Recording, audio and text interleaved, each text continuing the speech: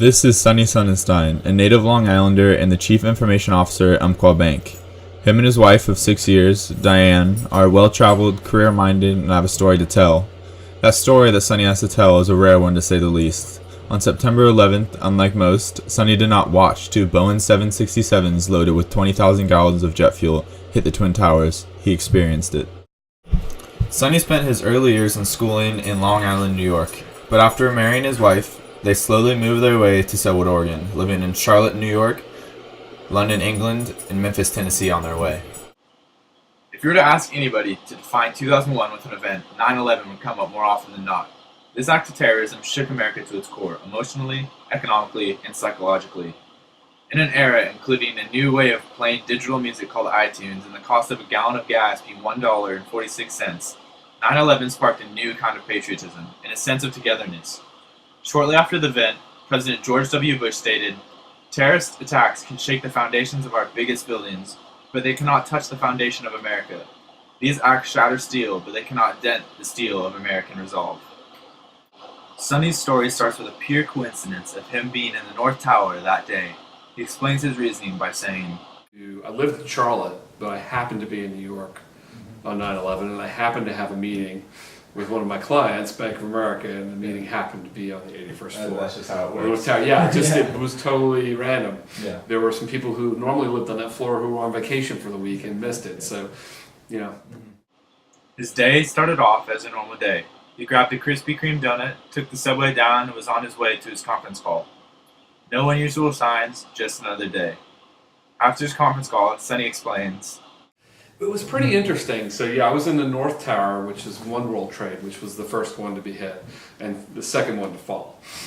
Fortunately, otherwise we might not be sitting here having this conversation. And I was facing I remember I was looking at the Statue of Liberty, which was to the south of the building, and I kind of was looking out the window. We were just had stood up to get coffee, and all of a sudden was this amazing sound, and the building like shook. It's almost like if you get hit in football and you get a little wobbly, but then you straighten yourself up and you keep going. It was a little like that. The building, it just felt like the building was just shuddering and then kind of steadied itself. And then I remember it was like, what the heck was that? And then we saw like big chunks of stone and glass kind of come. So I guess the plane hit it coming this way, and we were on this side of the building. So it hit on about 92, 93, about 10, 11 floors above where I was. And I remember thinking, oh, that could hurt someone was down there. But we still had no idea it was what it was. Yeah. Sonny and his coworkers still had no idea of the tragedy that had just unfolded. A Boeing 767 passenger airplane had just left a gaping, burning hole near the 90th floor of the 110-story skyscraper, instantly killing hundreds of people and trapping hundreds more on higher floors. Acting on pure instinct, they decided to make the 81 flight trek down the stairwell. It was fumey.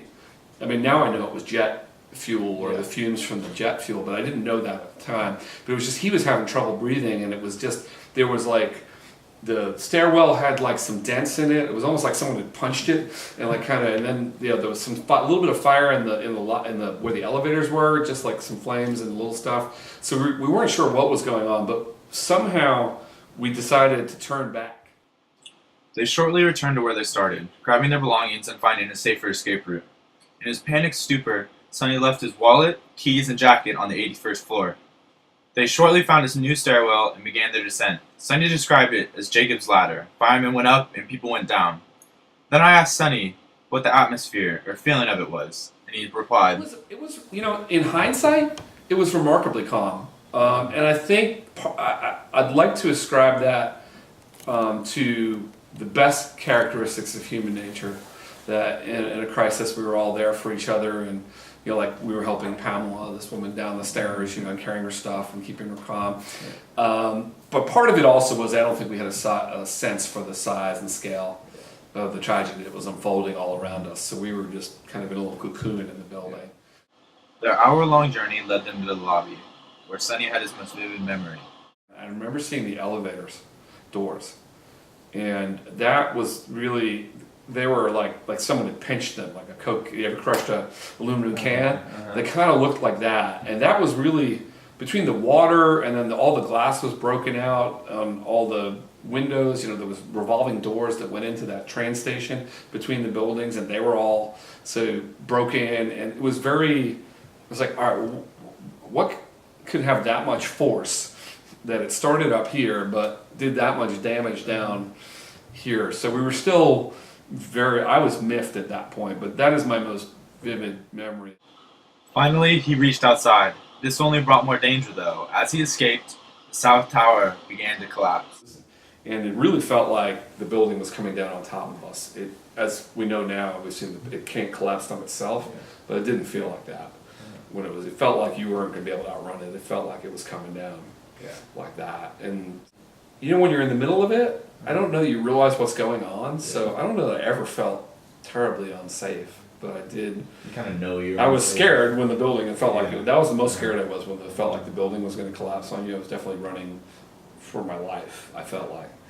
But after that, I was never really scared again. At that point, my total focus went to. I talked to my wife from the stairwell, and she has no idea where I am now. Sonny found refuge in a nearby deli. He showed his anxiety when he shared the story of.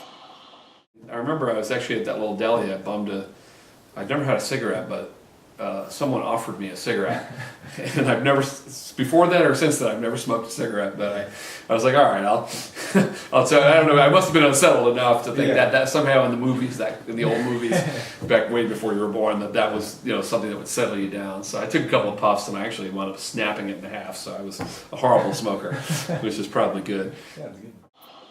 Sonny looked back on it in a way that shows his true character. I often would say, I don't know if it was a great day or a horrible day, the fact that I was there or that I lived and that other people didn't. But I think my wife had a worse day than I did, because at the end of the day, I knew I was alive the whole time, and I think there was 2 or 3 hours where she wasn't so sure. As a result of 9/11, over 10,000 firefighters, police officers, and civilians suffered from post-traumatic stress disorder. Sonny, on the other hand, looks at his experience from a different point of view. So for me, the post-traumatic stress wasn't stress. It was actually I just had to find my release, which turned out was music, and I've never really left it since then. I've always been writing and playing. For my final question, I asked Sonny how we thought the country responded to this tragedy. In some ways, we've responded in a remarkable way in that we really haven't, other than a little more security at the airport and maybe some questionable tactics by the NSA for eavesdropping or things like that, depending on what side you come down on that. It's remarkable to me how little has changed. We still go to big sporting events. Yes, there's a little more security, but we still are free to move about the entire country. Right now I need a passport to go to Mexico or Canada instead of a driver's license. But it's remarkable to me how resilient the country has been and our people have been, that the fear just didn't overtake us in such a way. In many ways it was the opposite reaction. It was like, how dare you?